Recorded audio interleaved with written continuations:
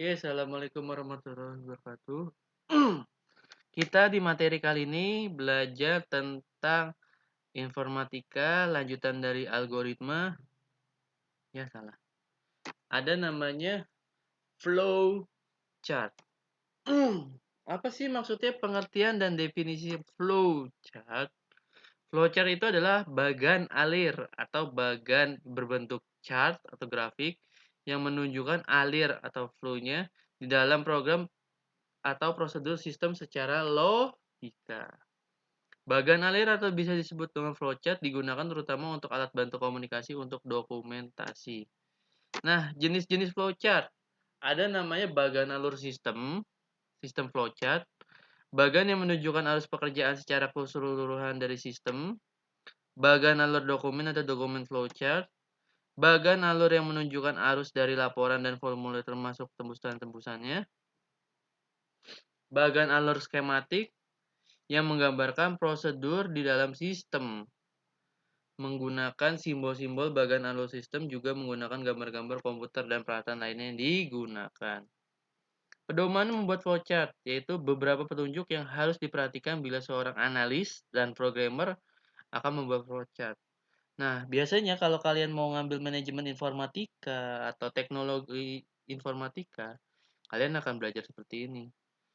Artinya bagan flowchart atau bagan alir sebaiknya digambarkan dari atas ke bawah dan mulai dari bagian ke kiri dari suatu halaman. Jadi urut dari atas ke bawah. Kegiatan di dalam bagan alir harus ditunjukkan dengan jelas.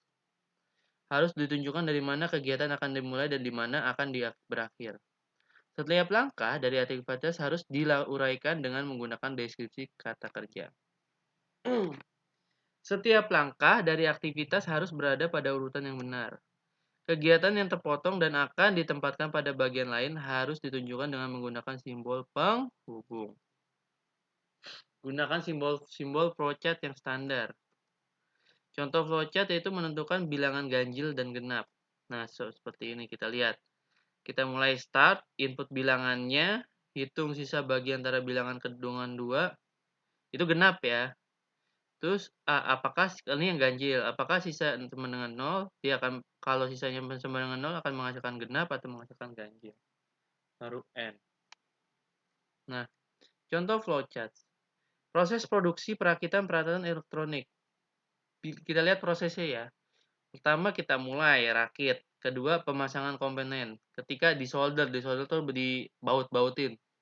Lalu kita cek apakah baik atau apakah sudah berhasil oke atau dia menjadi perbaikan.